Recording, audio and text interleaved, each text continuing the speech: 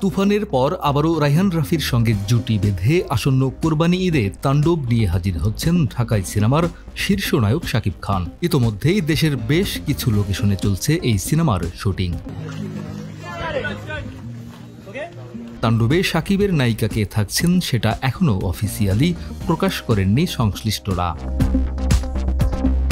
বিষয়টি নিয়ে নানা জল্পনা কল্পনা থাকলেও সোমবার দুপুরেই নিশ্চিত হওয়া গেল ছোট পর্দার জনপ্রিয় অভিনেত্রী সাবিলা নুরি হচ্ছেন তাণ্ডবে শাকিবের নায়িকা। আর এই ছবির মাধ্যমে রূপালী পর্দায় অভিষিক্ত হতে যাচ্ছেন আলোচিত এই অভিনেত্রী। তাণ্ডবে সাবিলার বিষয়টি প্রকাশ্যে এসেছে লিক হওয়া বেশ কিছু ফুটেজের মাধ্যমে। বান্ডেল থাকলে প্রতি সেনমানিতে টাকা বাঁচবে। বিকাশ সেনমানি বান্ডেল কিনে জিতুন প্রতি লেনদেনে।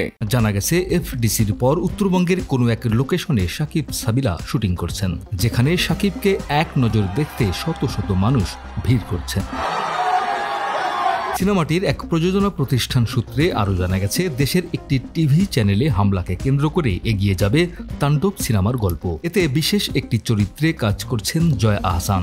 এছাড়া সিনেমাটিতে মাত্র 40 সেকেন্ডের একটি ক্যামিও দিতে পারেন একজন অভিনেতা।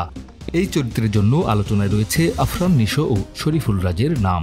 সবচেয়ে নির্ভরযোগ্য সূত্র বলছে এই চরিত্রে রাজকেই দেখা যাওয়ার সম্ভাবনা বেশি।